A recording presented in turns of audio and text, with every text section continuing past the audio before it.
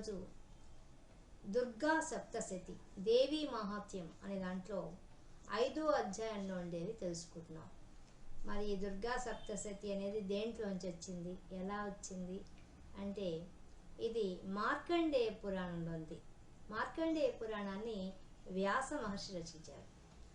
ఆయన 14,500 శ్లోకాలతో రచించాడు. ఆయన రచించిన దాన్ని మనకు తెలుగులో మారణ కవి అని ఆయన రచించారు. 5,000 శ్లోకాలతో రచించారు ఆయన. ఈ మార్కండేయ పురాణంలో మనకి మనువుల చరిత్ర ఉంటుంది. దీంట్లో చాలా విషయాలు ఉంటాయి దీంట్లో. అందులో 14 మంది మనువుల యొక్క చరిత్ర ఉంటుంది. అందులో సావర్ణి అనే మనువు, అంటే ఇప్పుడు మనకు వైవస్వత మన్వంతా జరుగుతోంది. దీని తర్వాత వచ్చే మనువు గురించి చెప్పే కథ ఈ దీంట్లో ఉందన్నమాట, ఈ దుర్గా సప్తశతిలో. ఇంకా దీంట్లో ఉండే విషయం ఏంటంటే, చైత్ర వంశానికి చెందిన సురధుడు అనే ఒక రాజు ఉంటాడు. ఆ రాజు వచ్చేసేసి కోలా విద్వాంసులు అనే వాళ్ళ శత్రు రాజుల వల్ల ఈయన ఓడిపోయి తన రాజ్యంలో కూర్చోన్నా కూడా వాళ్ళు రాజ్యంలో ఉండే మంత్రులను కూడా వాళ్ళు స్వాధీనపరుచుకొని ఆ శత్రు రాజులు ఈ రాజు మీద పెత్తనం జమాయిస్తారు. అది తట్టుకోలేక ఆయన అరణ్య ప్రాంతానికి వేటకు వెళ్తున్నా అని చెప్పి వెళ్ళిపోతాడు. వెళ్ళిపోగానే అక్కడ ఒక మేధా ఋషి అనే ఒక ఋషిని కలుసుకుంటాడు. అదే ప్రాంతానికి ఒక వైశ్యుడు వస్తాడు, ఆయన పేరు సమాధి. ఆయన వచ్చి ఆయన కూడా ఆయన భార్య పిల్లలంతా కూడా ఆయన దగ్గర ధనమంతా అపహరించి ఆయన ఇంట్లోంచి వెళ్ళగొడతారు.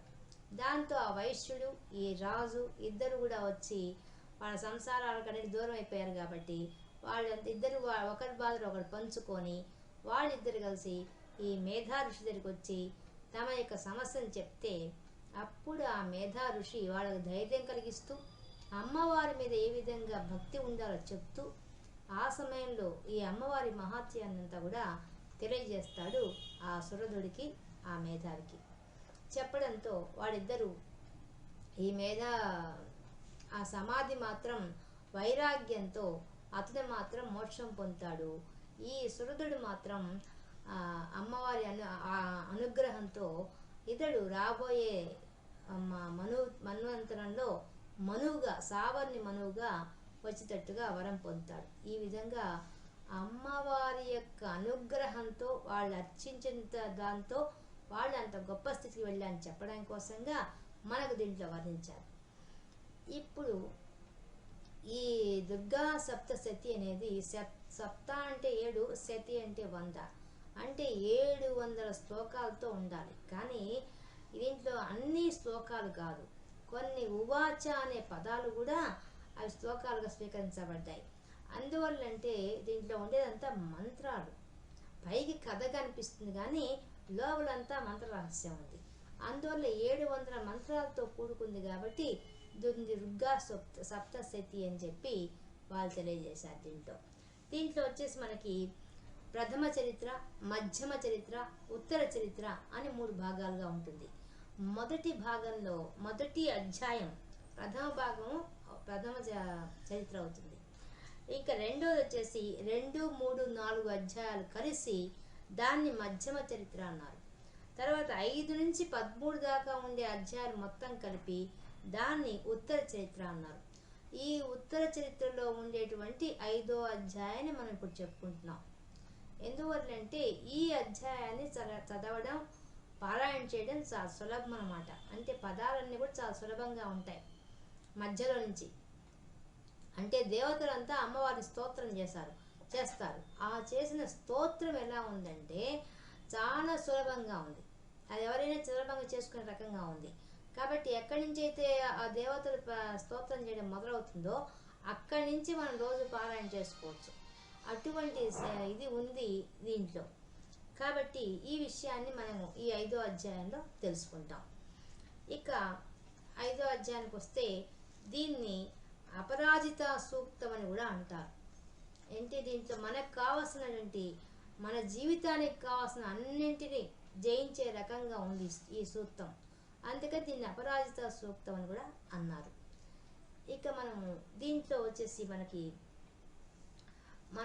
ఇక్కడ మార్కండేయ పురాణంలో ఎలా ఉంటుందంటే సౌనకాది మహారుషులంతా కలిసి నైమిసారణ్యంలో వాళ్ళంతా కలిసి సత్రయాగం అని ఒక యాగం చేస్తారు 1000 సంవత్సరాలు.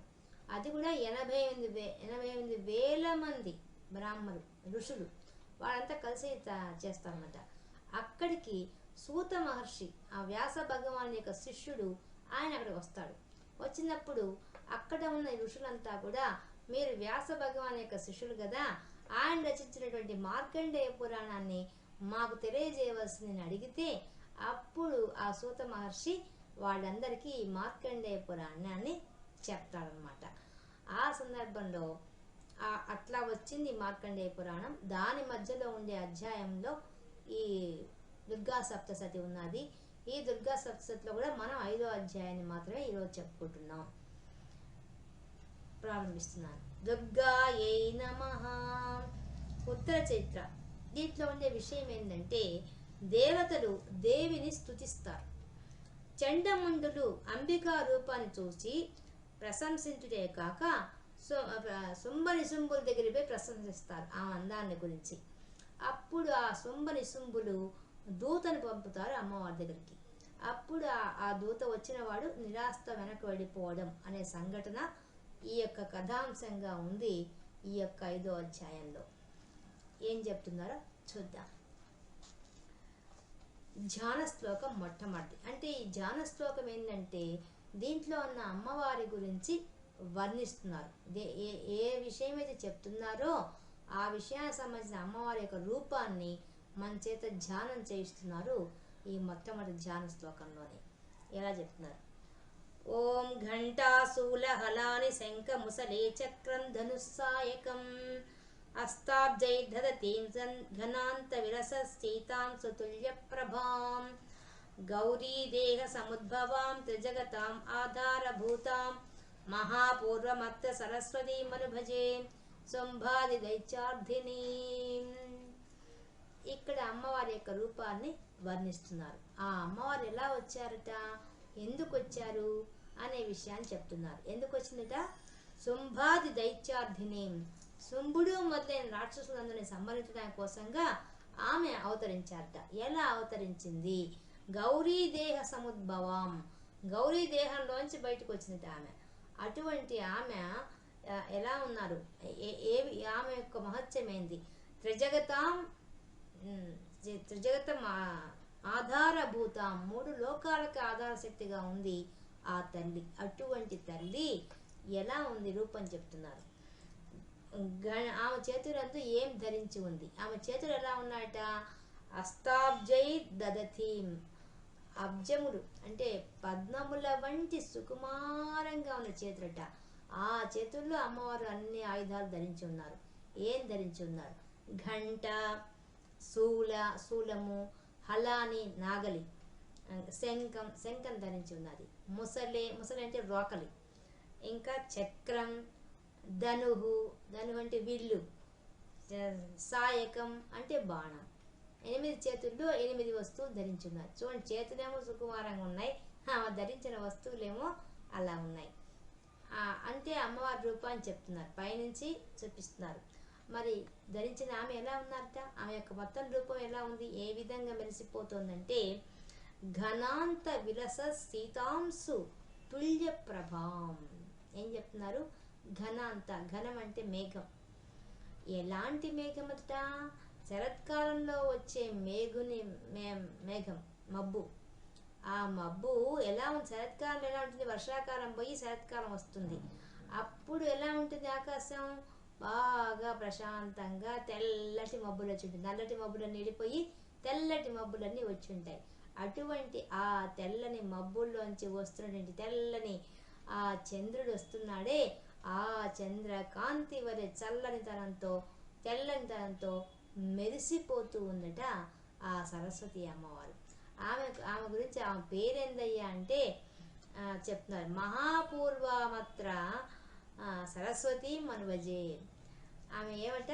ఆమెకు పూర్వం, ఆమె యొక్క నామానికి ముందు మహా అనే పేరు పెట్టబడినట. అంటే మహా సరస్వతి.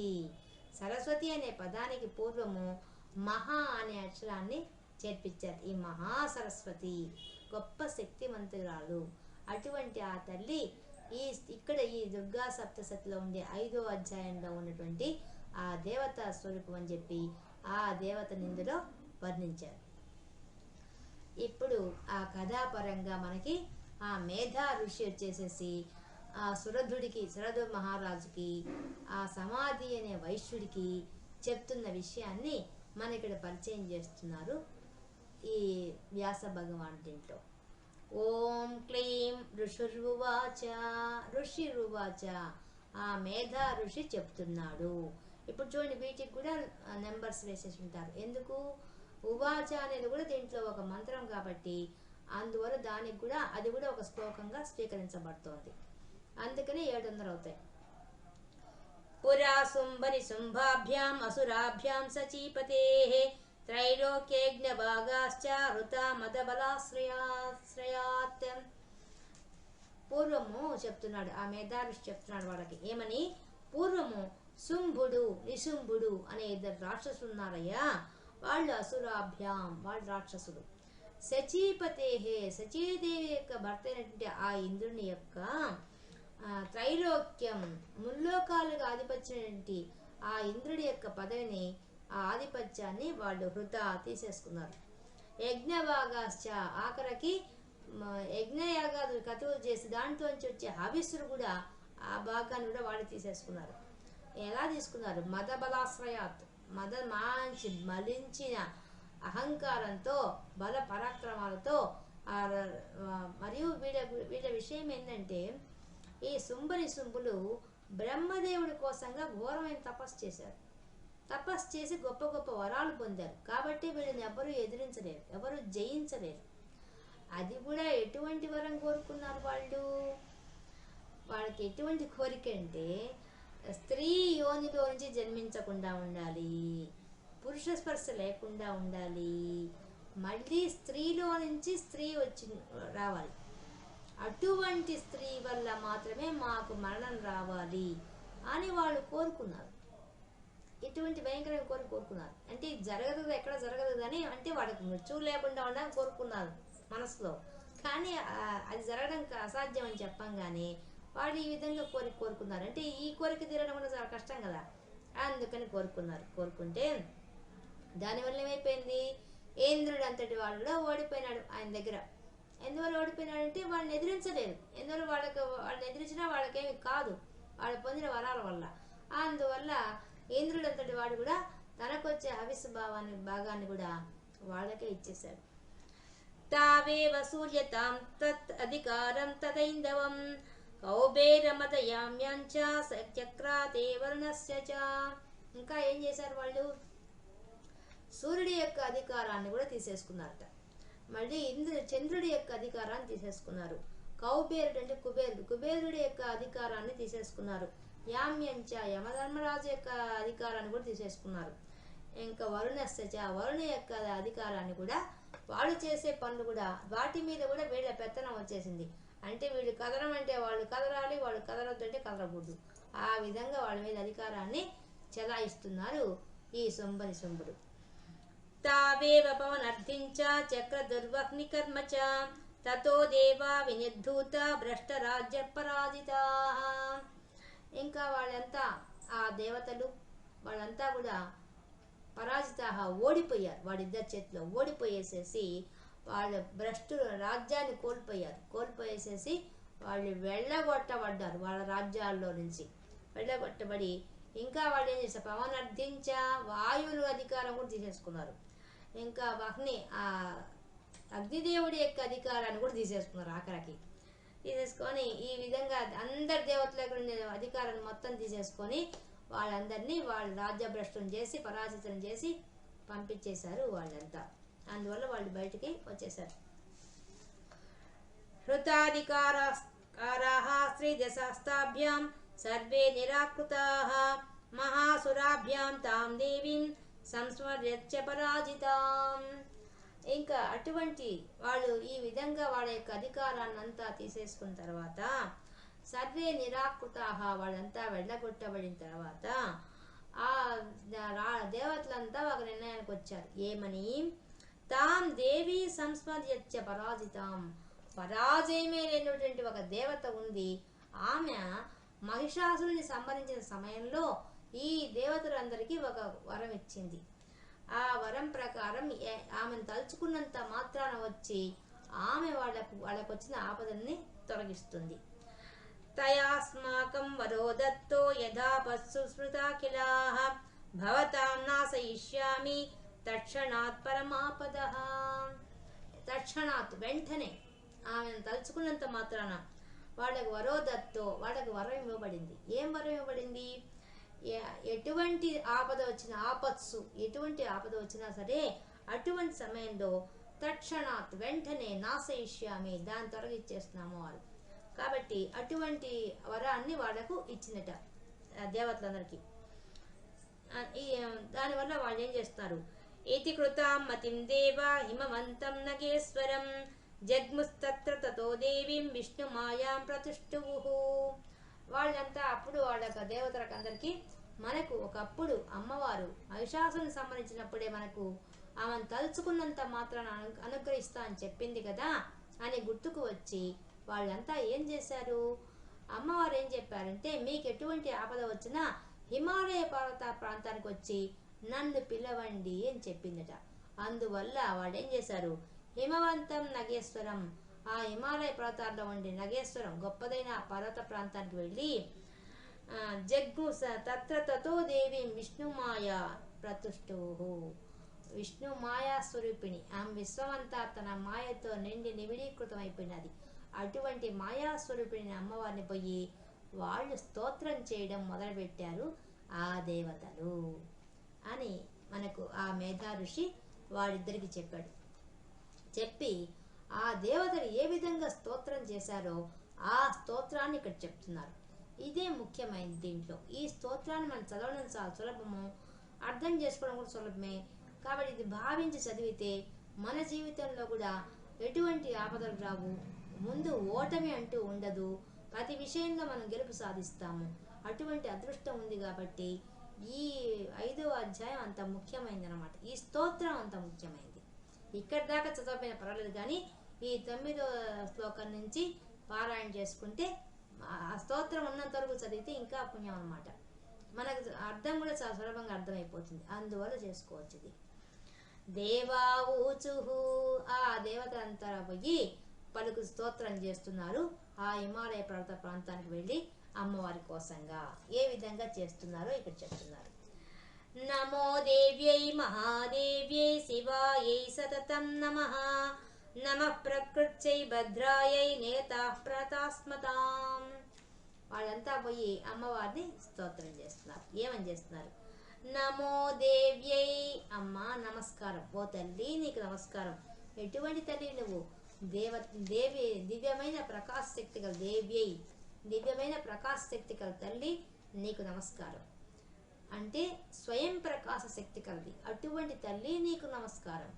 మహాదేవ్యై, మహాదేవి, దేవతలంటేనే దివ్య ప్రకాశ శక్తి గలవాడు, అటువంటి దేవతలకు కూడా దేవతమైనటువంటి ఓ దేవి నీకు నమస్కారం. శివాయై, అన్ని మంగళాలు కలిగించే తల్లి నీకు నమస్కారం. సతతం నమః, అమ్మ ఎల్లవేళ నమస్కారం తల్లి. ఈ విధంగా వాళ్ళు ఎంత వినయంగా అమ్మవారిని స్తోత్రం చేస్తున్నారు. తల్లి నీకు ఎల్లవేళ నమస్కారం. నమ ప్రకృత్యై, అమ్మ నువ్వు ఎటువంటి దానివి? ప్రకృతి స్వరూపిణివి నువ్వు, అటువంటి నీకు నమస్కారం. ప్రకృతి అంటే కృతి చేయబడింది. ఈ విశ్వమంతా కూడా ప్రకృష్టంగా చేయబడింది, చాలా బాగా తయారు చేయబడింది. ఈ ప్రకృతి అంతా కూడా అమ్మవారు తయారు చేశారు. కాబట్టి ఈ ప్రకృతిని సృష్టించిన ఓ తల్లి నీకు నమస్కారం. భద్రాయై, శుభాన్ని కలిగించేదానివి, రక్షణ కలిగించేదానివి, అటువంటి నీకు నమస్కారం. ఒక్కొక్క నమస్కారాన్ని ఎలా చెప్తున్నారు చూడండి. ఇంకా నియతాః ప్రణతాస్మతాం, అమ్మా నీకు నియమబద్ధంగా విశ్వాన్నంతా పరిపాలించే నీకు మేము త్రికరణ శుద్ధిగా, ప్రణతాం అంటే త్రికరణ శుద్ధిగా నమస్కరిస్తున్నాం. ఈ విశ్వాన్నంతా కూడా ఒక క్రమ పద్ధతిగా ఆమె సృష్టించింది, అటువంటి నీకు నమస్కారం తల్లి అని వినయపూర్వకంగా తెలియజేసుకుంటున్నారు. రౌద్రాయై నమో నిత్యాయై గౌర్యై ధాత్రే నమో నమః జ్యోత్స్నాయై చేందురూపిణ్యై సుఖాయై సతతం నమః. అన్ని నమస్కారాలే, నమస్కారం నమస్కారం నమస్కారం చెప్తూనే ఉన్నారు పాపం. రౌద్రాయై అమ్మ నువ్వు రౌద్ర స్వరూపంతో ఉంటావు. ఎప్పుడు ఉంటుంది అమ్మవారు రౌద్రంగా? ఏం అవసరం అమ్మవారికి రౌద్రంగా ఉండాల్సిన అవసరం? ఆ రాక్షసులను మదించేటప్పుడు, సంహరించేటప్పుడు, అంటే అధర్మానికి వ్యతిరేకంగా ఎవరైనా చేస్తే వాళ్ళందరినీ కూడా ఆమె ఆ సమయంలో ఆమె కోపం వస్తుంది. రుద్రుని యొక్క శక్తి కాబట్టి రౌద్రి. నిత్యాయై అమ్మ నువ్వు నిత్యవి, ఎప్పుడు శాశ్వతంగా ఉండేదానివి. మనం అనుకోండి, మనం పుట్టడం, పెరగడం, మార్పు చెందడం, తరగడం, నశించడం అనే మన శరీరానికి ఉంటాయి. కానీ అమ్మవారికి అవే ఉండవు. కాబట్టి ఆమె ఎటువంటిది? నిత్య, ఎప్పటికీ ఉంటుంది, శాశ్వతురాలు. నిత్యాయై గౌర్యై గౌరీదేవి, గౌరవర్ణంతో ఉండే తల్లి గౌరీదేవి. అటువంటి ఆమె ఎలా ఉంటుంది? ఎటువంటి స్వరూపిణి ఆమె? పరబ్రహ్మ స్వరూపిణి, బ్రహ్మస్వరూపిణి ఆమె. అటువంటి తల్లి నీకు నమస్కారం. ధాత్రై నమో నమః, నమో నమః, నమః నమః చెప్తూనే ఉన్నారు పాపం. ఇంకా ధాత్రై నమః, విశ్వమును ధరించి ఉంది కాబట్టి ఓ ధాత్రి రూపంలో ఉన్న తల్లి నీకు నమస్కారం. ఇంకా జ్యోత్స్నాయై, నువ్వు ఎటువంటి దానివి? జ్యోత్స్న అంటే వెన్నెల, వెన్నెలలాగా చల్లగా ఉండి ప్రసన్నంగా ఉండే తల్లి నీకు నమస్కారం. ఇందు రూపిణ్యై, ఇందు అంటే చంద్రుడు, చంద్రుడి రూపంలో చల్లగా ఉండి తెల్లగా ఉండి మెరిసిపోయే తల్లి నీకు నమస్కారం. సుఖాయై సతతం నమః, ఎల్లవేళ నమస్కారం తల్లి. నీకు ఎందుకు నమస్కారం? సుఖాయై, సుఖాన్ని ఇస్తావు తల్లి, మాకందరికి సుఖాన్ని ప్రసాదిస్తావు. అటువంటి నీకు నమస్కారం. కళ్యాణై ప్రణతాం వృద్ధైః సిద్ధైః కూర్మో నమః నైదుచ్చై బిభృతాం లక్ష్మ్యై సర్వాణ్యైతే నమో నమః. తల్లి ఎన్ని ఉన్నాయి తల్లి నువ్వు చేసే పనులు. ఈ విశ్వంలో, ఈ విశ్వాన్నంతా ఒక కంట కనిపెడుతూ ఎలా చూసుకుంటున్నావు తల్లి నువ్వు. కళ్యాణ్యై, అన్ని శుభాలు కలిగిస్తావు, ఈ విశ్వానికి అంతటికి శుభాలు కలిగిస్తావు. ప్రణతాం వృద్ధైః, నమస్కరించే వాళ్ళందరికీ కూడా వృద్ధైః, అభివృద్ధి తెచ్చిస్తావు. సిద్ధైః, సిద్ధులు వచ్చేస్తాయి. ముందు అమ్మవారిని ప్రార్థించడం మొదలు పెట్టగానే అణిమాది సిద్ధులన్నీ వస్తాయి. అంతటితో ఆగిపోతుందా?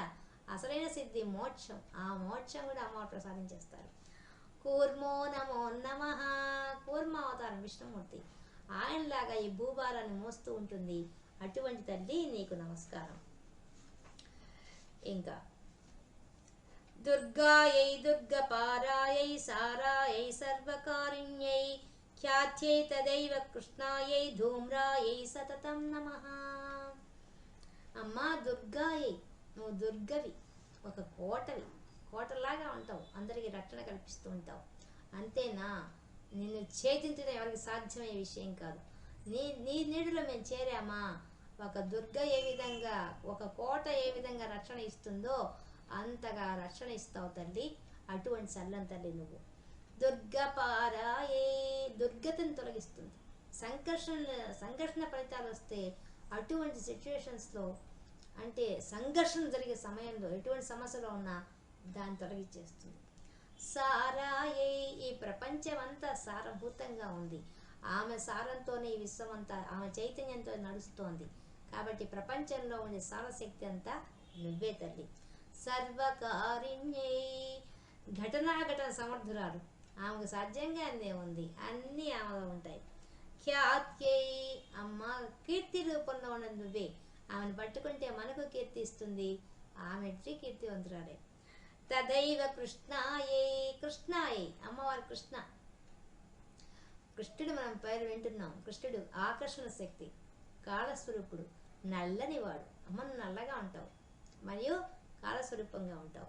ధూమ్రాయై, ధూమ్రం పొగ, పొగ రూపంలో ఉండేది కూడా నువ్వే. విశ్వంలో ఉండే ప్రతి అంశంలో ఆమె ఉంది, ఆమె లేనిది ఏదే ఉంది, అందువల్ల అన్ని రూపాల్లో నువ్వు ఉన్నావు. సతతం నమః, ఎల్లవేళ నీకు నమస్కారం తల్లి. అటువంటి నీకు నమస్కారం. అతి సౌమ్యాయై, అతి సౌమ్యాతతి రౌద్రాయై నతస్తస్యై నమో నమః నమో జగత్ ప్రతిష్టాయై దేవ్యై కృత్యై నమో నమః.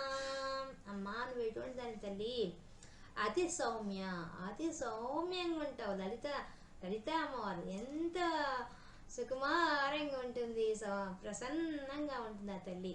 అటువంటి నీవు అతి సౌమ్యాయై అతి రౌద్రాయై, రౌద్ర రూపం కూడా ధరిస్తావు. 2 రూపాలు నీకే ఉన్నాయి. ఎప్పుడు ప్రసన్నంగా ఉంటావో, ఎప్పుడు అంటే శిష్టులను దుష్టులను వాడిద్దరి పట్ల ఎలా ఉండాలో అలా ఉంటావు నువ్వు. అటువంటి శక్తివమ్మ నీవు. నతాస్తస్యై నమస్కరించేవాడకు, వంగి వినయంగా నమస్కరించేవాడకు నీవు అనుగ్రహిస్తావు.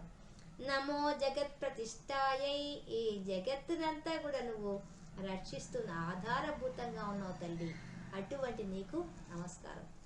దేవ్యై కృత్యై నమో నమః. దేవిగా ఉండి ఏం చేస్తున్నావు? ఈ విశ్వంలో కృతులు చేస్తున్నావు, పనులు చేస్తున్నావు. ఏం పనులు? పంచకృత్య పరాయణ, 5 పనులు చేస్తున్నావు నువ్వు. సృష్టి, స్థితి, సంహారం, తిరోధానం, అనుగ్రహం అనే పనులతో ఈ జగత్తునంతా కాపాడుకుంటున్నావు తల్లి. అటువంటి నీకు నమస్కారం. యా దేవి సర్వభూతేషు విష్ణు మాయేతి శబ్దిత, నమస్తస్యై నమస్తస్యై నమస్తస్యై నమో నమః. అమ్మా నీకు నమస్కారం, నమస్కారం, నమస్కారం. ఎన్ని నమస్కారాలు పెట్టే తక్కువే తల్లి. అన్ని నమస్కారాలు నీకు. ఎటు చెప్తున్నారో పాపం, ఎంత బాధలు పడుతున్నారో ఆ ఆపద సమయంలో, వాళ్ళకి దిక్కు దోచిన సమయంలో అమ్మవారికి ఎన్ని నమస్కారాలు పెట్టి ప్రార్థన చేస్తున్నారో పాపం. ఎటువంటి అమ్మవారు? విష్ణు మాయేతి శబ్దిత. అమ్మ విష్ణు మాయా స్వరూపిణి నువ్వు. విశ్వమంతా కూడా నీ మాయతో నిండిపోయినది. అటువంటి తల్లి నీకు నమస్కారం. ఆ మాయలో కూర్చో ఉన్నాం, కానీ ఆ మాయ తొలగించేది ఎవరు? ఆమె తొలగిస్తారు. ఆమెను పట్టుకుంటే మనకు నెల్లగా నేర్పిస్తారు. ఈ మాయలో, ప్రపంచం అనే మాయలో పోవద్దు, పుట్టడం చావడం అనే దాంట్లో తిరగబాకండి ఆ చక్రంలో అని చెప్పి దాంట్లోంచి బయటికి లాగేస్తారు. అటువంటి శక్తి ఆమెకే ఉంది. కాబట్టి తల్లి నీవు అటువంటి శక్తివి. అందువల్ల నీకు నమస్కారం, నమస్కారం, నమస్కారం. యా దేవి సర్వభూతేషు చేతనేత్యవిధీయతే, నమస్తస్యై నమస్తస్యై నమస్తస్యై నమో నమః. అమ్మా నువ్వు ఎటువంటి దానివి? యా దేవి, ఏ దేవి నువ్వు? ఏ తల్లి? ఎటువంటి తల్లివి నువ్వు? అన్ని సర్వ జీవరాశికి కూడా ఏం చేస్తావు?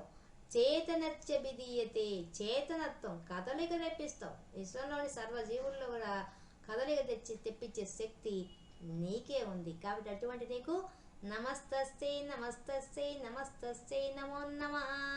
నమస్కారం తల్లి. యా దేవి సర్వభూతేషు బుద్ధి రూపేణ సంస్థిత. మనలో బుద్ధి రూపంలో కూర్చొని ఆ తల్లి లేకపోతే మనకు బుద్ధి ఎక్కడి నుంచి వస్తుంది? నిలకడగా మనసు ఎక్కడ ఉంటుంది? బుద్ధికి స్థిరత్వంగా ఎలా ఉంటుంది?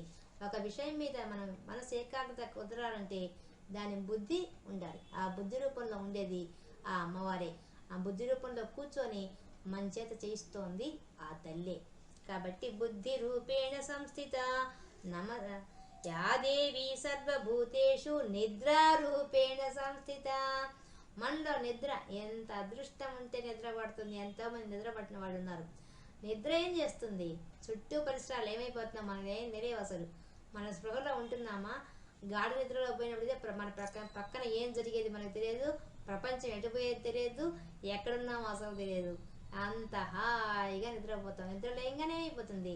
మనం ఎంతో హాయిగా రీఛార్జ్ అయిపోయి బాడీ హాయిగా లేచేస్తాం. అప్పుడు మనం యాక్టివ్గా పనులు చేస్తాం. దీనికంతటి కారణం ఎవరు? ఆ నిద్ర. ఆ నిద్ర ఇస్తున్న వాళ్ళు ఎవరు? ఒక్క నిమిషం ఆలోచిస్తే అసలు ఆ సమయానికి కాగానే కళ్ళు మూతలు అవే పడిపోయి ఆ విధంగా నిద్రలు లాగుతున్న వాళ్ళు ఎవరు? ఆ శక్తే లాగుతుంది. కాబట్టి నిద్ర రూపంలో ఉన్న ఆ శక్తికి నమస్తస్యై నమస్తస్యై నమస్తస్యై నమో నమః. యా దేవి సర్వభూతేషు క్షుధా రూపేణ సంస్థిత, నమస్తస్యై నమస్తస్యై నమస్తస్యై నమో నమః. అమ్మ మాలో ఆకలి రూపంలో కూర్చోన్నావు తల్లి.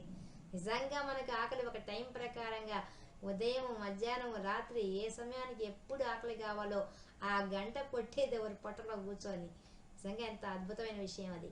కాబట్టి ఆ తల్లి ఆ రూపంలో కూర్చొని మనకి ఆకలి కలిగిస్తుంది. కాబట్టి ఈ ఋషులు మనకి తెలుసు కాబట్టి ఆ అమ్మవారికి నైవేద్యం చేసే మనం తింటాం. ఆ రూపంలో కూర్చోంది కాబట్టి.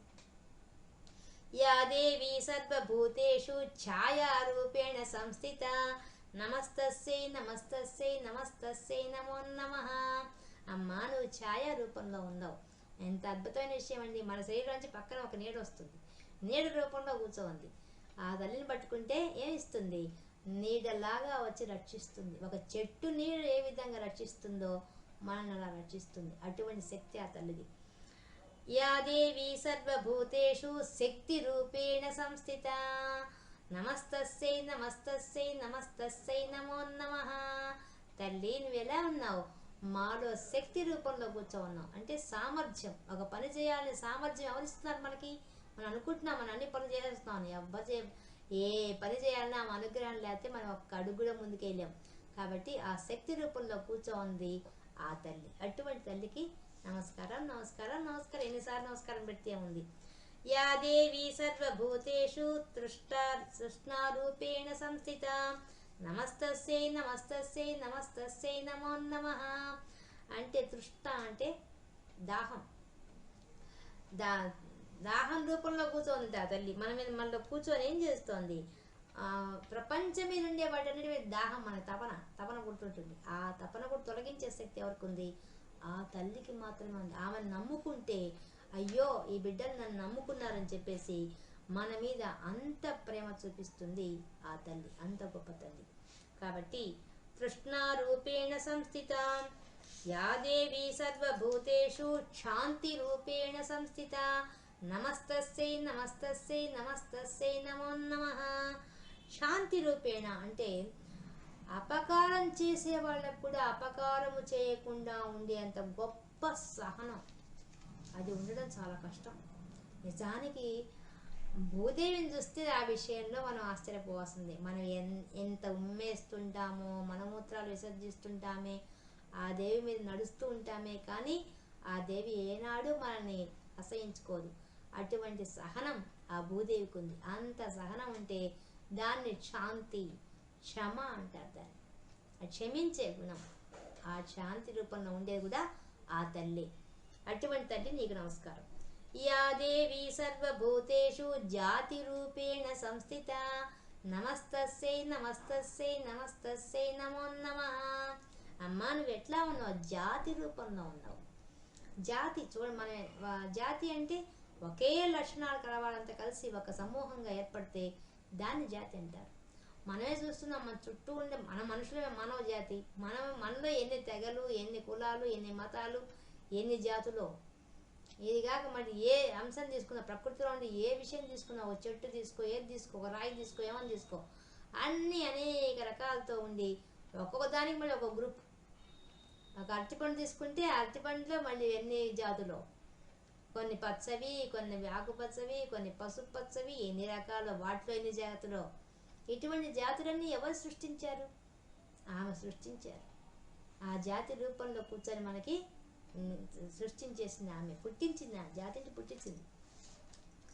యా దేవి సర్వభూతేషు లజ్జా రూపేణ సంస్థిత నమస్తస్యై నమస్తస్యై నమస్తస్యై నమో నమః.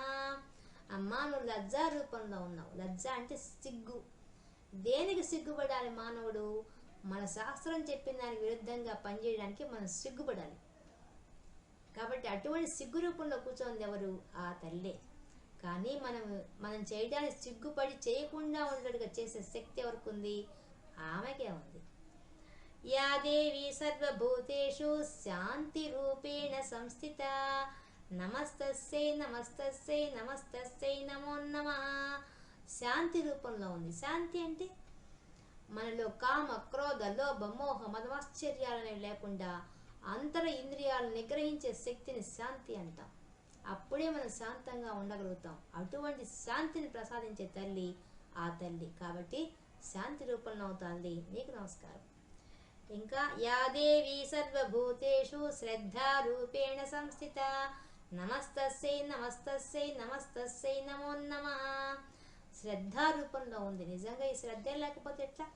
మనం ఎన్నో వేదాల్లో చెప్పిన వాటన్నిటి మీద నమ్మకంతో, విశ్వాసంతో, శ్రద్ధ కలిగి ఉండే శక్తిని ఇచ్చేస్తే తల్లి ఆ తల్లి. ఆమె ఇవ్వకపోతే శ్రద్ధగా ఏం చదువుతాం? ఏ పని సక్రమంగా చేస్తాం? మనం ఒక పని సక్రమంగా చేయాలంటే శ్రద్ధతో చేయాలి. ఆ శ్రద్ధని ఇచ్చే తల్లి ఆ తల్లి. కాబట్టి ఆ శ్రద్ధారూపంలో ఉన్న తల్లి నీకు నమస్కారం.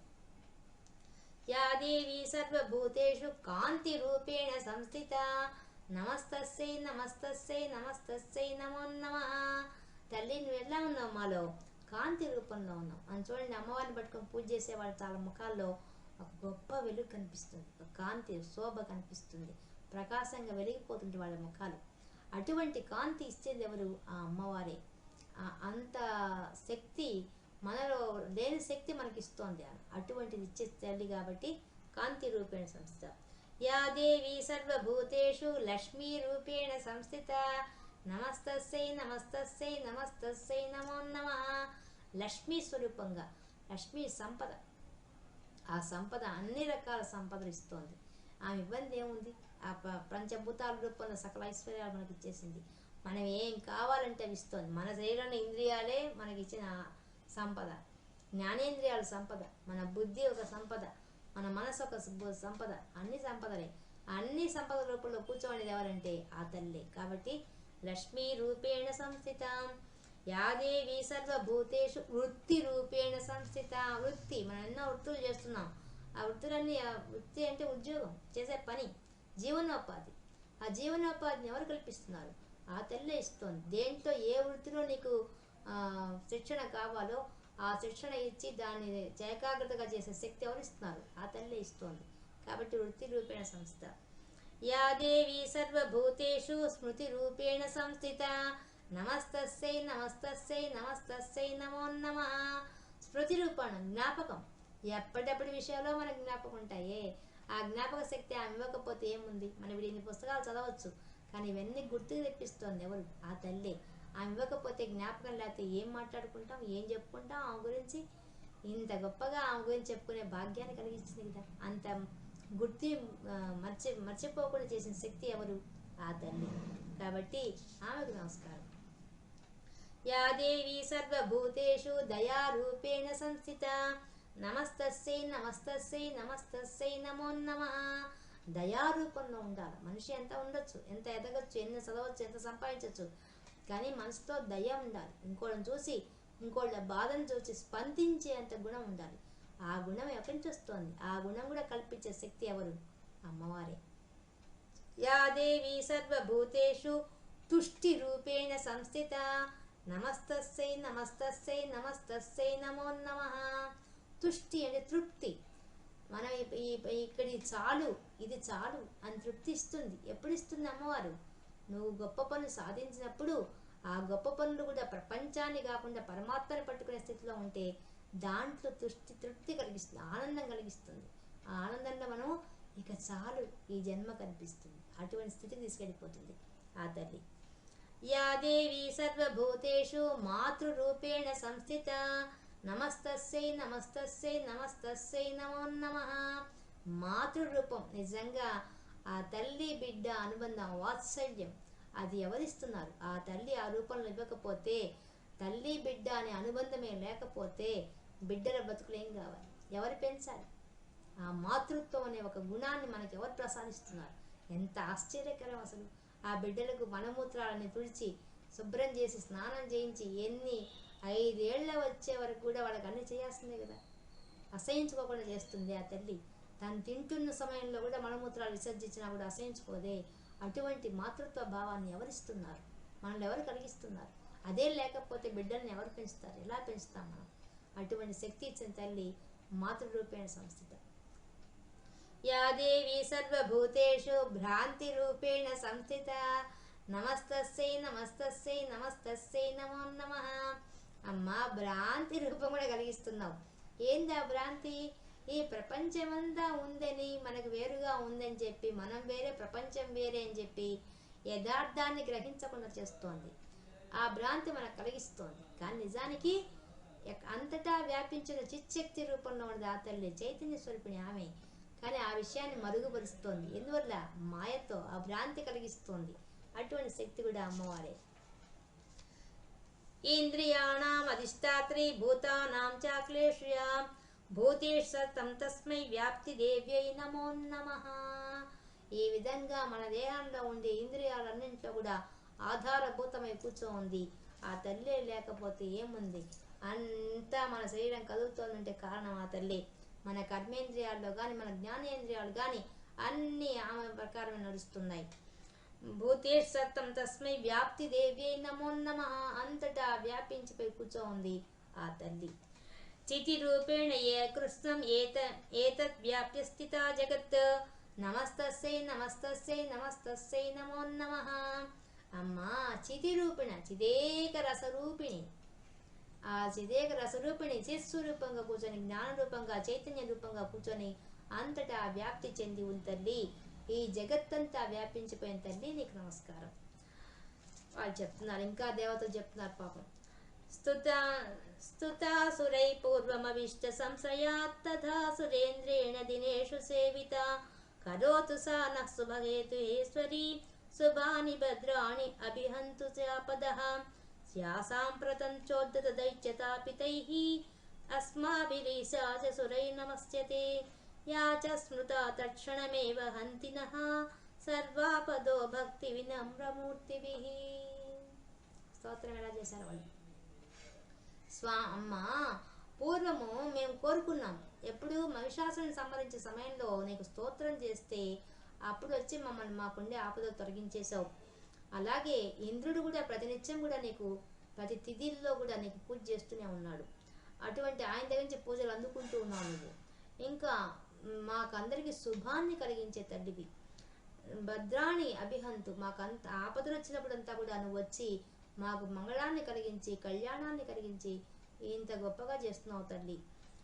ఇంకా ఆ నిశుంభులైనటువంటి రాక్షసులు చోద్దత దైత్య తాపితై, వాళ్ళు ఏం చేస్తున్నారు? వాళ్ళు ఉన్మత్తం పట్టిన వాళ్ళ, పిచ్చి పట్టిన వాళ్ళలాగా వచ్చేసి మా యొక్క రాజ్యాలంతా రాజ్యభ్రష్టులను చేసేసి మమ్మల్ని పరాజితం చేసి పారేసి వాళ్ళకి మాకు దిక్కు మొక్కు లేకుండా చేసేది తల్లి. అటువంటి వాళ్ళ వల్ల మేము ఆపదలో పడిపోయినాం. అటువంటి ఆపద నుంచి నువ్వు తప్ప ఇంకెవరు రక్షిస్తారు? మమ్మల్ని నువ్వే రక్షించాలి. అమ్మా యాచ స్మృత తక్షణమేవ హంతినః, నువ్వు తక్షణమే తరిస్తావు. మేము అడిగిన ఇట్లా మేము ప్రార్థన చేస్తుంటే మేము ఎలా ప్రార్థిస్తున్నాం అనుకున్నావు? భక్తి వినమ్రమూర్తిభిః, భక్తితో వినయంతో వంగి నమస్కరిస్తున్నాం తల్లి. అటువంటి మాకు ఇంత వినయంగా ప్రార్థిస్తున్న మమ్మల్ని నువ్వు తప్ప ఇంకెవరు రక్షిస్తారు తల్లి? నువ్వు రక్షించవలసింది అని చెప్పి అనేక విధాలుగా స్తోత్రం చేశారు ఆ యొక్క దేవతలు. చేసేసరికి ఇప్పుడు ఋషిర్వాచ, మళ్ళీ ఆ మేధా ఋషి చెప్తున్నాడు. ఎవరికి? సురధుడికి, ఆ సమాధి అనే వైశ్యుడికి చెప్తున్నాడు. ఏమని?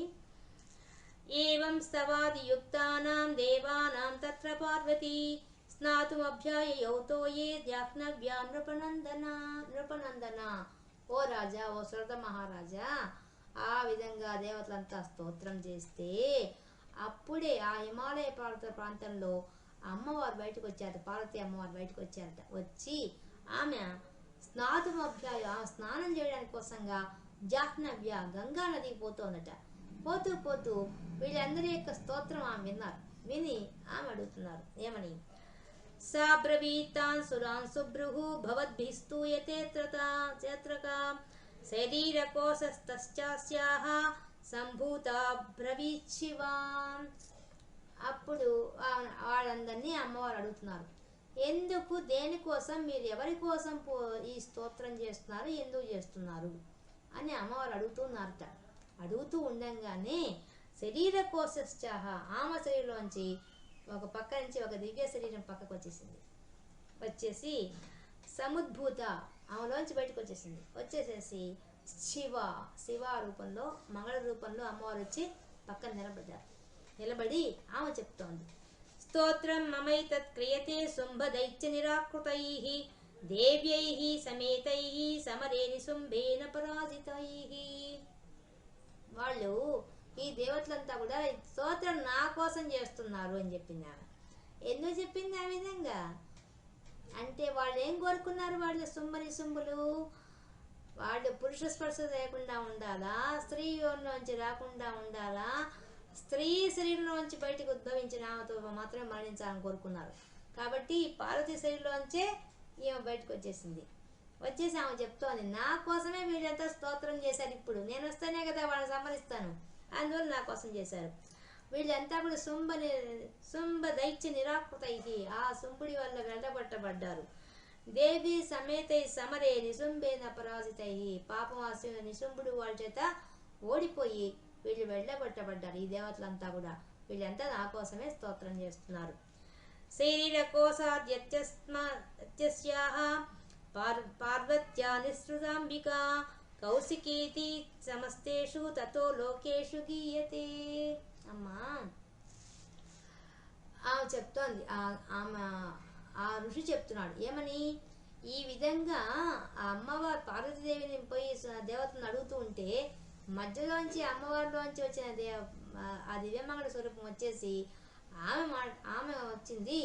ఆమె ఎలా ఉందయ్యా అంటే ఆమె కౌశికీతి, ఆమె పేరు ఏంటంటే కౌశికి ఆమె పేరు. ఆమె బయటకు వచ్చేసింది. ఆమెను ఎప్పుడైతే అమావాస్యలోంచి బయటకు వచ్చిందో అప్పటి నుంచి ఆ పార్వతీదేవిలోంచి వచ్చిందో అటువంటి ఆమెను అన్ని లోకాల్లో వాళ్ళంతా కూడా అప్పటి నుంచి ఆమెను కౌశికి అనే పేరుతో పిలుస్తున్నారయ్యా. అట్లా వచ్చిందయ్యా ఓ సురద మహారాజా అని ఆ మేధా ఋషి చెప్తున్నాడు. తస్యాం వినిర్గితాయాం తు కృష్ణా భూత్సాపి పార్వతీ కాళికేతి సమాఖ్యాత హిమాచల కృతాశ్రయా. ఆ హిమాచల పర్వత ప్రాంతంలో ఉండేటువంటి ఆ హిమాలయ కొండల దగ్గర ఉండేటువంటి ఆ పార్వతీదేవి కాస్త ఎప్పుడైతే తన శరీరంలోంచి ఇంకో దివ్యమంగళ స్వరూపం బయటకు వెళ్ళిపోయిందో తెల్లటి రూపంతో ఆమె వెళ్ళిపోయింది. వెంటనే ఈమె శరీరం కాస్త కృష్ణాభూత్సాపి నల్లగా శరీరం అయిపోయింది పార్వతీదేవికి. ఆమెమో తెల్లగా బయటకు వెళ్ళిపోయింది, ఈమె కాస్త నల్లగా అయిపోయింది. అప్పటి నుంచి ఈమెనేమంటున్నారు కాళిక అనే పేరుతో ఆమెను పిలుస్తున్నారు. కాళిక అనే పేరుతో పిలుస్తున్నారు. ఆమె ఎలా ఉందో చెప్తున్నారు ఇక్కడ. ఎలా ఉందట ఆమె 10 తలలు ఉన్నాయట, 10 భుజాలు ఉన్నాయట, 10 పాదాలు ఉన్నాయట, మళ్ళీ 30 కళ్ళు ఉన్నాయట ఆమెకి. అటువంటి శరీరంతో వచ్చిందట. ఆ కాళిక భయంకరమైన రూపంతో వచ్చేసింది ఆ రాక్షసులంతా సంరక్షణ కోసంగా. అటువంటి ఆ దేవత ఆమె వచ్చింది. ఆమెలోంచి ఈ దివ్యమంగళ స్వరూపము తెల్లని రూపంతో వచ్చింది. ఆ కౌశికి అనే ఆమె మహాసరస్వతి. ఆ మహాసరస్వతి అమ్మవారు బయటకు వచ్చేసారు. తతోంబికాం పరం రూపం బిభ్రాణాం సమనోహరం దదస్స చండో ముండశ్చ భృత్యౌ శుంభనిశుంభయోః. ఆ శుంభనిశుంభుల యొక్క భృత్యులు సేవకులు సేనాధిపతులు వాళ్ళిద్దరూ చండాముండులు అనే వాళ్ళు వచ్చి ఈ హిమాలయ పర్వత ప్రాంతానికి వచ్చి ఈ అమ్మవారిని చూశారు. ఈ మహాసరస్వతి అమ్మవారిని చూశారు. ఆమె ఎలా ఉంది, తతోంబికాం పరం రూపం బిభ్రాణాం సుమనోహరం. ఆమె అమిత అందంతో సుమనోహరంగా ఉండే అందంతో వెలిగిపోతుంది. అటువంటి తల్లిని వాడిద్దరూ వచ్చి చూశారు. చూడంగానే గమ్మున ఉండకుండా ఏం చేశారు, వెంటనే శుంభుల దగ్గరికి పరితూనిపోయారు. పోయేసి తాభ్యాం శుంభాయ చాఖ్యాత అతీవ సుమనోహర కాప్యాస్తే స్త్రీ మహారాజా భాసయంతి హిమాచలం. వాడు పోయి చెప్పేశారు, హిమాలయ ప్రాంతంలో ఒక స్త్రీ ఉన్నది, ఆమె చాలా అందంగా ఉంది, ఆమె ఎందుకు మీరు స్వీకరించకూడదు అని చెప్పి వాళ్ళు అన్నారు. నైవ తాదృక్పాచిద్రూపం దృష్టం కేనచిదుత్తమం జ్ఞాయతాం కాప్యసౌ దేవి గృహ్యతాం చాసురేశ్వర. ఓ సురేశ్వర, ఓ రాక్షస రాజా, ఓ శుంభుడా, ఆమె ఇట్లాంటి స్త్రీని ఇప్పటిదాకా మేము ఎక్కడా చూడలేదు, ముల్లోకాల్లో చూడలేదు. ఇంత అందగత్తెను, ఇంత గొప్ప స్త్రీని ఇంతవరకు మేము చూడలేదు అసలు. కాబట్టి అటువంటి ఆమెను గృహ్యత, నువ్వెందుకు స్వీకరించకూడదు ఆమెను? అటువంటి స్త్రీరత్ని ముల్లోకాలకు అధిపతి కదా, నువ్వెందుకు స్వీకరించకూడదు ఆమెని అని వాళ్ళు అడుగుతున్నారు. శ్రీరత్నమతి చర్వంగి జ్యోతయంతి దిశస్త్రిష సాధు తిష్టతి దైత్యేంద్ర తాం భవాన్ ద్రష్టుమర్హతి.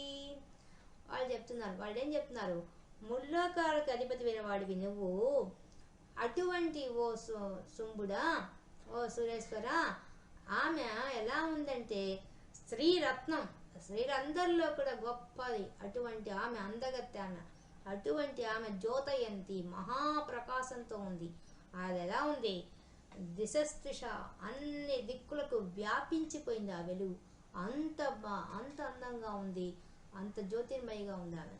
అటువంటి ఆమెను నువ్వెందుకు స్వీకరించకూడదు అని చెప్పి ఆమెకు నీకు మాత్రమే తగిన ఆమె, ఎందుకంటే ముల్లోక ఆధిపత్యం ఉండేవాడు నువ్వే కాబట్టి నీకు మాత్రమే తగిన ఆమె అని చెప్పేసి చెప్పారు వాళ్ళిద్దరు.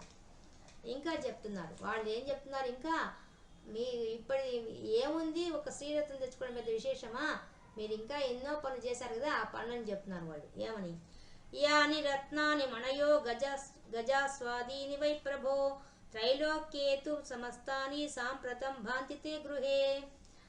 మీరు ఇప్పటికే యాని రత్నాన్ని ఏ ఏ అన్ని లోకాల్లో త్రైలోక్య ముల్లోకాలలో ఉండేటువంటి రత్నాలు, మణులు, ఏనుగులు, గుర్రాలు అటువంటివన్నీ తెచ్చి మీ రాజప్రాసాదంలో పెట్టుకోన్నారు. ఇప్పటికే పెట్టుకోన్నారు మీరు. ఎక్కడెక్కడ ముల్లోకాల్లో ఏవి శ్రేష్టమైనవి ఉంటే అవన్నీ తెచ్చుకొని మీ యొక్క గృహంలో పెట్టుకోన్నారు మీరు. ఐరావత సమానీతో గజరత్నం పురంధరాత్ పారిజాత తరుశ్చాయాం తదైవోశ్చైశ్రవాభయ. ఇంకా మీరేం చేసుకున్నారు, ఆ ఇంద్రుడి యొక్క ఐరావతాన్ని తెచ్చేసుకున్నారు. ఇంకా కల్పవృక్షాన్ని తెచ్చి, పారిజాత కల్పవృక్షాన్ని తెచ్చి పెట్టేసుకున్నారు. ఇంకా అక్కడ ఉండేటువంటి మంచి గుర్రం ఉంది, వచ్చేసడం, దాన్ని తెచ్చేసుకున్నారు మీరు. విమానం హంస సంయుక్తం ఏతత్ తిష్టతి తేంగణే రత్నభూత మహానీతం యదాసీద్వేదసోద్భుతం. మీరు ఇంకా ఏం తెచ్చుకున్నారు అక్కడి నుంచి, అన్ని లోకాల నుంచి విమానం, ఒక విమానం తెచ్చుకున్నారు. అది ఎలా ఉంది, రత్నాలతో చేయబడింది, హంసలతో కూడింది. అటువంటి దాన్ని తీసుకొచ్చుకొని మీరు మీ యొక్క అద్భుతమైన దాన్ని తీసుకొచ్చుకొని ఆ బ్రహ్మకు సంబంధించింది దాన్ని తెచ్చి మీ మీ మీ ప్రసాదంలో పెట్టుకున్నారు. నిధిరేష మహాపద్మ సమానీతో ధనేశ్వరాత్ కింజల్కనీం తధౌ చాబ్దిర్ మాలా మామ్లాన పంకజాం. మీరు ఇంకా ఏం తెచ్చిపెట్టుకున్నారు, నిధిరేష, నిధులకు ఉండేటువంటి ధనేశ్వరాత్, ధనంలో ఈశ్వరుడు ఎవరంటే కుబేరుడు. ఆ కుబేరు దగ్గర ఉండే ఆ నవనిధులు ఉన్నాయి ఆయన దగ్గర, దాంట్లో మహాపద్మం అన్నిటికన్నా గొప్ప నిధి, ఆ నిధి తెచ్చేసుకున్నారట వాళ్ళు. కింజల్కనీం తదో, కేసరాలు ఉండేటువంటి సముద్రుడు వచ్చేసి కేసరాలు ఉండేటువంటి ఒక తామర పూల యొక్క మాల తీసుకొచ్చి అది వాడిపోంది, అది తెచ్చి వీళ్ళకి ఇచ్చాట. ఇంకా వాళ్ళు అతని దగ్గర నుంచి పొందారు మీరు. ఇంకా చత్రం తే వారు నంగేహే కాంచనాశ్రావి తిష్టతి తథాయం సంతనోవరో యః పురాసీత్ ప్రజాపతేహే. ఇంకా మీరేం చేశారు, ఛత్రం, గొడుగు తెచ్చుకున్నారట. వరుణుడి దగ్గర నుంచి మంచి బంగారు వర్ణంతో మెరిసిపోయింటి గొడుగు తీసుకొచ్చుకున్నారట. ఇంకా ప్రజాపతుల దగ్గర నుంచి మంచి రథం తీసుకొచ్చారు, శ్రేష్టమైన రథాన్ని తెచ్చేసుకున్నారట.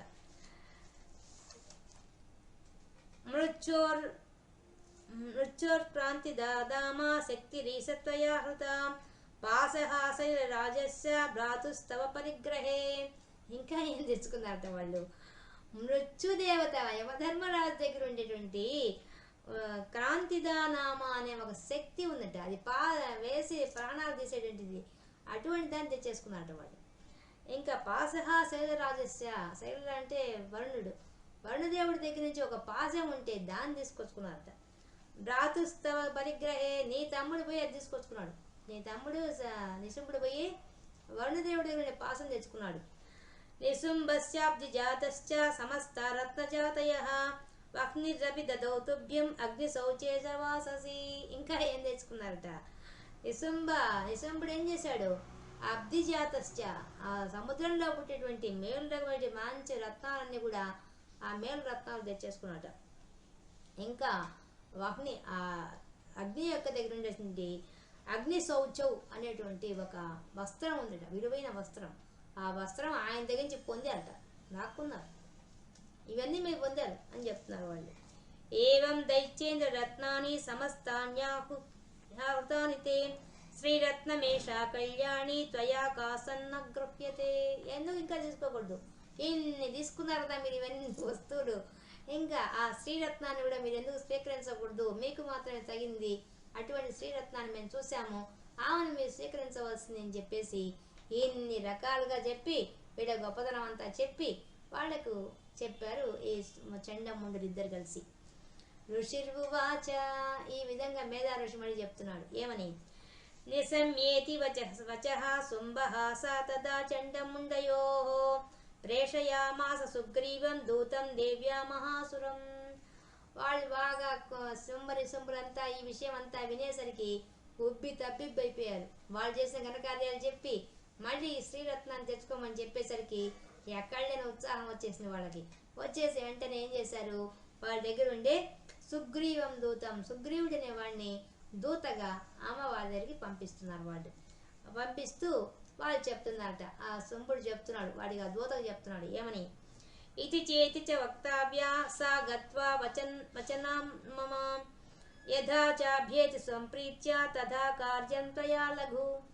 నువ్వేం చేయాలంటే ఆ దూతకు చెప్తున్నారు, మేమేం మాటలు చెప్తున్నామో, ఏ విధంగా చెప్తున్నామో ఆ విధంగా చెప్పి సునాయాసంగా ఆమె యొక్క సంప్రీత్య, ఆమెకు బాగా ఇష్టం కలిగించే రకంగా మా మీద ఆ విధంగా మృదు మధురంగా మాటలు చెప్పి ఏ విధంగా సరే కార్యం సాధించవలసిందని చెప్పేసి ఆ సుగ్రీవుడైన దూతకు చెప్పారు. చెప్తే స తత్ర గత్వా యత్రాస్తే శైలోద్దేశస్తి శోభనే సా దేవీ తాం తతః ప్రాహ స్ప్లష్నం మధురయా గిరా. అప్పుడు వాడు ఆ సుగ్రీవుడు పోయేసి అక్కడికి పోయేసరికి హిమాలయ ప్రాంతానికి వెళ్ళేసరికి ఆమె ఎక్కడుంది, శైలోద్దేశే ఒక మంచి పర్వతం మీద కూర్చో ఉన్నట అమ్మవారు, వెలిగిపోతున్నట ఆమెను చూశాడు. వాడు చూసి బాగా శుభలక్షణాలతో మెరిసిపెట్టి ఆమెను చూసి మధురంగా మాట్లాడడం మొదలుపెట్టాడు ఆ దూతైనటువంటి ఆ సుగ్రీవుడు. వాడేం చెప్తున్నాడు, దూత ఉవాచ, ఆ దూత మాట్లాడుతున్నాడు అమ్మవారితో ఏమని, దేవి దైత్యేశ్వర శుంభ త్రైలోక్యే పరమేశ్వర దూతోహం ప్రేషితస్తేన తత్ సకాశమహమిహాగత. అమ్మా ఓ దేవి, మమ్మల్ని నన్ను శుంభుడు నిశుంభుడు అనేవాళ్ళు, శుంభుడే మా రాజు, మా సురేశ్వరుడు, ఆయన మమ్మల్ని నన్ను నీ ముందుకు పంపించాడు, ఆయన యొక్క సందేశాన్ని చెప్పమని చెప్పి నన్ను నీ ముందుకు పంపించాడు అని చెప్పి, దూతగా పంపించాడని చెప్పి ఆ సుగ్రీవుడు చెప్పాడు. అవ్యాహతాజ్ఞ సర్వాసు యః సదా దేవయోనిషు నిర్జితాఖిల దైత్యారిహి స యదా హాసృణ్వశ్వతత్. అప్పుడు చెప్తున్నాడు వాడేం చెప్పాడు, ఆ దూతగా వచ్చినట్టు ఆ సుగ్రీవుడు చెప్తున్నాడు ఏమని, అమ్మ మా సర్వ దేవతలందరినీ కూడా అందరి కూడా ఈ శుంభుల యొక్క ఆజ్ఞ ప్రకారమే జరగాలి, ఆయన యొక్క శాసనాన్ని ఉల్లంఘించలేదు ఎవరు. అటువంటి వాడు వాళ్ళు ముల్లోకాలను జయించిన వాళ్ళు, అటువంటి వాళ్ళు ఆయన చెప్పిన మాటల్ని నేను ఇప్పుడు చెప్తున్నాను, నువ్వు వినవలసింది అని చెప్పి చెప్తున్నాడు. మమ త్రైలోక్యమఖిలం మమ దేవా వసానుగాః యజ్ఞభాగానహం సర్వాన్ ఉపస్నామి పృథక్ పృథక్. ఆ శుంభుడు చెప్పాట ఏమని, మమ త్రైలోక్యమఖిలం, ఈ 3 లోకాలన్నింటినీ కూడా జయించేశాను, నా దేవతలు కూడా నా వశమైపోయారు సార్, యజ్ఞ భాగాల్లో ఉండే ఇచ్చే హవిస్సులు కూడా నేనే తీసుకుంటున్నాను, కాబట్టి అది కూడా వేరువేరుగా ఇవ్వబడినవన్నీ కూడా నేను స్వీకరిస్తున్నాను. ఇంకా త్రైలోక్యే వరరత్నాని మమ వశ్చాన్యశేషతః తదైవ గజరత్నంచ హృత్వా దేవేంద్ర వాహనం. ఇంకా వాడు చేసిన ఘనకార్యాలు చెప్తున్నాడు ఆ శుంభుడు. త్రైలోక్య వరరత్నాన్ని, 3 లోకాల్లో ఉండే శ్రేష్టమైన రత్నాలన్నీ కూడా నా వశమైపోయినాయి, అసలు ఎక్కడెక్కడ ఉండేవన్నీ నా చేతికి వచ్చేసాయి, ఇంకెక్కడా లేవు, ఉన్నవన్నీ లాక్కున్నాను నేను. తదైవ గజరత్నంచ మంచి ఐరావతం అని దాన్ని కూడా నేను పట్టుకున్నాను, హృత్వా అపహరించేశాను, దేవేంద్ర వాహనం అది అయినా కూడా నేను అపహరించేశాను. క్షీరోదమదనోద్భూతం అశ్వరత్నం మమామరైః ఉచ్చైశ్రవ సంజ్ఞం తత్ ప్రణిపచ్చ సమర్పితం. దేవతలంట సమర్పితం, ప్రణిపచ్చం సమర్పితం, నమస్కారం పెట్టి మరి అర్పించారట. వాడికి ఏమర్పించారు, మా క్షీరసాగర మదనంలో చెప్పినటువంటి మహా అద్భుతమైన ఒక అశ్వరత్నం ఉందట, గుర్రం, దాన్ని కాస్త ఆ ఉచ్చైశ్రవాన్ని విడిచి చేసుకున్నాడు, అది కూడా వాడు నమస్కారం పెట్టి ఇచ్చేశారని చెప్పాడు. అంటే వాడిని ఓడించి వాడిని లాక్కున్నాడు. యాని చాన్యాని దేవేషు గంధర్వేషు వరగేషు చ రత్నభూతాని భూతాని తాని మయ్యేవ శోభనే. ఈ విధంగా దేవతల దగ్గర కానీ, ఆ గంధర్వుల దగ్గర కానీ, వరగేషు పాతాళ లోకంలో ఉండే పాముల దగ్గర కానీ, రత్నభూతాని భూతాని ఎక్కడెక్కడైతే శ్రేష్టమైన రత్నాన్ని ఉన్నాయో దాని మయ్యేవ శోభనే, అవన్నీ నేను అపహరించేశాను. శ్రీరత్నభూతాం త్వాం దేవి లోకే మన్యామహే వయం సా త్వామస్మానుపాగశ్చ యతో రత్నభుజో వయం. నువ్వేం చేయాలి, నువ్వు శ్రీరత్నాన్ని, నువ్వు అందరిలోకి చాలా గొప్ప స్త్రీ విత్తనాన్ని, అందమైన స్త్రీవి, కాబట్టి నువ్వు కూడా నా దగ్గర ఉండడం మంచిది. ఎందువల్ల నేను అన్నీ అపహరించేశాను, ఇంకా నువ్వు కూడా నా గతంగా నా స్వాధీనం కావాలి అని చెప్పాడు. మాంబా మమానుజంబా వాపి నిశుంభమురుముక్ర విక్రమం భజత్వం చంచలాపాంగి రత్నభూత శివయ్యత. చంచలాపాంగి, కళ్ళు కదిలిక కలిగిన ఓ తల్లి, చంచలమైన కళ్ళు గల ఓ తల్లి, ఓ అమ్మ, మనం అంటున్నా అమ్మ తల్లి అని, వాడు అనడం లేదు, వాడు చూసే దృష్టే వేరు.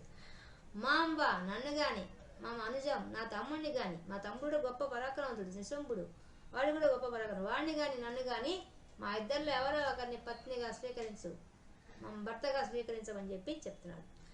పరమైశ్వర్య మతులం ప్రాప్ససే మత్పరిగ్రహాత్ ఏతద్బుద్ధ్యా సమాలోచ్య మత్పరిగ్రహతాం ప్రజా. కాబట్టి నువ్వు మమ్మల్ని కానీ స్వీకరించావా, ఈ ఎక్కడ లేని ఐశ్వర్యం, సాటి లేని ఐశ్వర్యానికి నువ్వు అధికారి అయిపోతావు. మత్పరిగ్రహాత్ ఏతద్బుద్ధ్యా, కాబట్టి నువ్వు బుద్ధిలో బాగా ఆలోచించుకో, ఎట్టైనా సరే మా దగ్గరికి వచ్చావు నువ్వు. మత్పరిగ్రహాత ప్రజ, మమ్మల్ని పొందు, మమ్మల్ని చేపట్టు, హాయిగా మా ఐశ్వర్యాన్ని నువ్వు అనుభవించు అని ఈ విషయాన్ని ఆ నిశుంభుడు చెప్పమన్నాడు. నేను చెప్పాను మీకు అని చెప్పి శుంభుడు చెప్పానని చెప్పి చెప్తున్నాడు. ఋషిర్వాచ, ఆ విధంగా జరిగితే ఆ మేధా ఋషి మరి చెప్తున్నాడు. ఎవరికి? ఆ సురదుడికి, ఆ మేధా ఋషికి, సమాధి అనే వైశ్యుడికి. ఇత్యుక్తా సా తదా దేవి గంభీరాంతఃస్మిత జగౌ దుర్గా భగవతి భద్రా మయ్యేదం ధార్యతే జగత్. ఆమె విశ్వానికంతటికి కూడా దుర్గా, భగవతి, భద్ర అన్ని రూపాల్లో ఉండే ఆ తల్లి గంభీరాత్మ స్మిత, ఒక గంభీరంగా ఉండి లోపల నవ్వుకుంది. ఓ, దేవాసన ప్రదేశానికి వచ్చారు, ఏ కార్యం కోసం నేను వచ్చానో ఆ కార్యానికి తగిన ఫలితం వస్తోంది అని ఆమె నవ్వుకుంటూ మనసులో దేవి గంభీరంగా నవ్వుకుందట, తనలో తనే నవ్వుకుందట. ఆ తల్లి నవ్వుకొని దేవి వాచ, అమ్మవారు చెప్తున్నారు. ఇంకా దూతతో అమ్మవారు మాట్లాడుతున్నారు ఆ సుగ్రీవుడితో. సత్యం ముక్తం తయా నాత్ర మిథ్యా కించిత్ తయోదితం త్రైలోక్యాధిపతి శుంభో విశుంభశ్చాపి తాదృశః. ఓ దూత, నువ్వు చెప్పింది కరెక్టే, నిజమే, అబద్ధం చెప్పరా, నువ్వు చెప్పిందంటే అతిశయోక్తి ఏం లేదు. వాళ్ళు ముల్లోకాలను జయించారు వాడిద్దరి యొక్క పరాక్రమం చాలా గొప్పదే, అది నిజం చెప్పావు నువ్వు, అబద్ధం ఏం చెప్పలేదు దీంతో. కిం తత్ర యత్ ప్రతిజ్ఞాతం మిథ్యా తత్క్రియతే కథం శ్రూయతామల్ప బుద్ధిత్వ తత్ ప్రతిజ్ఞ యా కృతా పూర్వం నేను ఒక ప్రతిజ్ఞ చేశాను. నేను ఆ ప్రతిజ్ఞను మిథ్యా తత్క్రియతే కథం, ఆ ప్రతిజ్ఞ ఎట్లా దాటిపోయేది నేను, దాన్ని నేను చేయాలి కదా. ప్రతిజ్ఞ చేసినప్పుడు ఆ ప్రతిజ్ఞ నెరవేర్చాలి కదా నేను. అందులో ఆ ప్రతిజ్ఞ వల్ల నేనేం చేయలేకపోతున్నాను. ఇప్పుడు నువ్వు చెప్పిందంతా నాకు అర్థమైంది, వాడిద్దరు చాలా గొప్ప పరాక్రమంతో నాకు అర్థమైంది, అన్నీ అర్థమైనాయి, కానీ నాకు మాత్రం ఒక ప్రతిజ్ఞ ఉంది. పూర్వము అనాలోచితంగా చేస్తాను ఆ పని. పూర్వం రోజున నేను ఆలోచించకుండా గబక్కన ఒక ప్రతిజ్ఞ చేశాను, కానీ ఇప్పుడు ఆ ప్రతిజ్ఞను నెరవేర్చాల్సింది, నేను వదిలిపోవడానికి వీల్లేదు. కాబట్టి యో మాం జయతి సంగ్రామే యో మే దర్పం వ్యపోహతి యో మే ప్రతిఫలో లోకే సమే భర్త భవిష్యతి.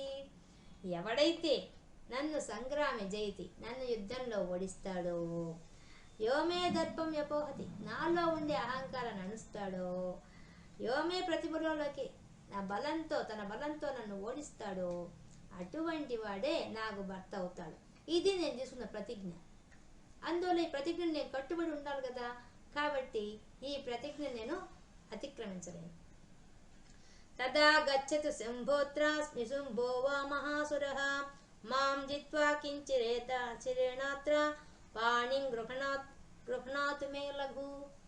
ఇంకే నేను చెప్పేసా కదా, నా ప్రతిజ్ఞ ఏదో చెప్పేశాను, ఇంకా నువ్వు వెళ్ళిపోయేసేసి మీకు శుంభుడికి నిశుంభుడికి చెప్పేసి ఇంకే వాడికి ఇంకా సులభం కదా, రమ్మని చెప్పు, నాతో యుద్ధం చేయమని చెప్పు, నన్ను గెలవమని చెప్పు, సులభంగా నన్ను స్వీకరించమని చెప్పు అని చెప్పేసింది అమ్మవారు. చెప్పంగానే దూత ఉవాచ, వాడు చెప్తున్నాడు, ఆ సుగ్రీవుడు చెప్తున్నాడు. అవలిప్తాసి మైవత్వం దేవి బ్రూహి మమాగ్రతః త్రైలోక్యేకః పుమాస్తి తిష్ఠే దగ్రే శుంభరి శుంభయోః. ఏమ్మా, ఓ దేవి, ఈ విధంగా నా ముందు మాట్లాడుతున్నావు మా రాజు గురించి నువ్వు. త్రైలోక్యం 3 లోకాలకు వాళ్ళ అధిపతులు, అటువంటి వాళ్ళ ముందు నీవు నిలబడతావు? అసలు ఆ శుంభుల ముందు నిలబడగలరా? అసలు నీ వల్ల అవుతుందా? నువ్వేంది ఆ వాళ్ళతో యుద్ధం చేసేది ఏంది? యుద్ధం చేయాలని పెట్టుకున్నావు, వాటినే ప్రతిజ్ఞ చేసావా నువ్వు? ఆ ప్రతిజ్ఞ విషయం నా ముందు మాట్లాడుతున్నావా నువ్వు? అసలు వాళ్ళ ముందు నిలబడగలవు అనుకుంటున్నావా? అది సాధ్యమయ్యే విషయం కాదు. అన్యేషామపి దైత్యానాం సర్వే దేవానవయుధి తిష్టంతి సమ్ముఖే దేవి కిం పునః స్త్రీత్వమేకాకి మేకాకి ఏకాకి. నువ్వు ఒక్కదానివే, అందులో స్త్రీవి. మహా దేవతలంతటి వాళ్ళతో యుద్ధం చేసి ఓడిపోయారు. అంతేకాదు రాజ్యభ్రష్టులయ్యారు. అటువంటిది నువ్వు ఏకాకివి మరియు స్త్రీవి, నువ్వేం యుద్ధం చేస్తావు? వాళ్ళ ముందు నిలవలేవు అసలు. ఇంద్రాజ్యాః సకలా దేవాః తస్తురేషాం న సంయుగే శుంభాదీనాం కథం తేషాం స్త్రీ ప్రయాస్య సమ్ముఖం. ఇంద్రుడంతటి వాడే నిలవలేక యుద్ధంలో ఓడిపోయాడు. ఆ దేవతలందరూ ఓడిపోయినారు. అటువంటిది ఒక స్త్రీ అయింది, నువ్వెలా ఎదుర్కొంటావు? ఎలా నిలబడతావు వాళ్ళ ముందు అసలు? సాత్వాం గచ్చ మయైవోక్త పార్శ్వం శుంభయోః కేశా కృష్ణ నిర్ధూత గౌరవామాగమిష్యసి. వాడెంత మాట అంటున్నాడు. నీకు గౌరవంగా మేము పిలుస్తున్నాం, ఇప్పుడు వచ్చి నీ గౌరవప్రదమైంది ఏంటంటే ఆ పార్శ్వయోహ శుంభయోహో, ఆ శుంభుల యొక్క పక్కన వచ్చి భార్యగా నిలబడతావా? నిలబడు, అది నీ గౌరవానికి మంచిది. లేదా నీ గౌరవం పోయే రకంగా నీ జుట్టు బట్టి తీసుకెళ్లాల్సి వస్తుంది. అటువంటి అవమానం రాకుండా నువ్వు జాగ్రత్త పడవలసింది అని వాడు మాట్లాడాడు. అనగానే అమ్మవారికి వాడా మాట్లాడేది ఆమె ముందు, కానీ ఆమె చెప్తోంది. దేవాచ, అమ్మవారు మాట్లాడుతున్నారు.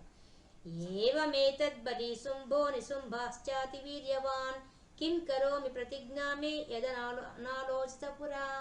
పూర్వం నేను అనాలోచితంగా ఆలోచించకుండా ఒక ప్రతిజ్ఞ చేశాను కాబట్టి ఇప్పుడు నువ్వు చెప్పిందంటే నాకు అర్థమవుతోంది. ఆ శుంభుడు బలవంతుడే, నిశుంభాశ్చాతి వీర్యవాన్ మహాపరాక్రమవంతుడే. ఆ నిశుంభుడు నేను కాదని చెప్పడం లేదు, కానీ నాకు ప్రతిజ్ఞ ఉందే, ఈ ప్రతిజ్ఞను నేను దాటిపోలేనే, నేనేం చేయలేను దానికి. కాబట్టి సత్వం గచ్చ మయోక్తంతే యదే సర్వమాదృతః తదా చశ్వా సురేంద్రాయ సచయుక్తం కరోత్తతు. నువ్వేం చేస్తావంటే నువ్వు వెళ్ళి ఇక్కడి నుంచి వెళ్ళి వెంటనే ఆ శుంభుడికి నిశుంభుడికి ఇక్కడ నేను నా ప్రతిజ్ఞ విషయం అంతా చెప్పు. అప్పుడు నువ్వు చెప్తే వాళ్ళు అప్పుడు ఏం చేయాలో వాళ్ళు ఆలోచించుకుంటారు. కాబట్టి నేను మాత్రం నా ప్రతిజ్ఞను దాటి బయటికి రాలేను, ఉల్లంఘించలేను. కాబట్టి నువ్వేం చేస్తావంటే వెళ్ళి వాళ్ళకి చెప్పు, వాళ్ళు ఏం చేయాలో వాళ్ళు నిర్ణయించుకుంటారు అని ఆమె సులభంగా చెప్పేసింది వాళ్లకు. దీంతో మనం ఈ 5వ అధ్యాయంలో ఉండే ఈ కథా భాగాన్ని పూర్తి చేసుకున్నాం ఈరోజు. చూడండి, అమ్మవారు ఎంత బాగా గంభీరంగా నవ్వుతూ ఎంత బాగా అమ్మవారి గురించి ఈ దేవతలు ఎంత బాగా స్తోత్రం చేశారు. దీంట్లో ఈ స్తోత్రమే చాలా గొప్పది. దీన్ని రోజు మనం దసరా రాబోతోంది. దసరా 10 రోజులు కానీ పారాయణ చేసుకుంటే మనకు అపరాజిత సూక్తం ఇది. కాబట్టి పరాజయం అనేది లేకుండా పోతుంది, అంత గొప్ప సూక్తం ఇది. కాబట్టి దీన్ని నిత్యం పారాయణ చేసుకోవచ్చు. అంటే అర్థం తెలుసుకొని చదువుతుంటే మనకు ఆ కథ కళ్ళ ముందు కనిపిస్తుంది. అది అసలు సంగతి. इति श्री मार्कंडेय पुराणे सावर्णिके मन्वन्तरे देवी माहात्म्ये देव्या दूत संवादो नाम पंचमोऽध्यायः. అమ్మవారి చరణాలకి అర్పిస్తూ సెలవు తీసుకుంటాం.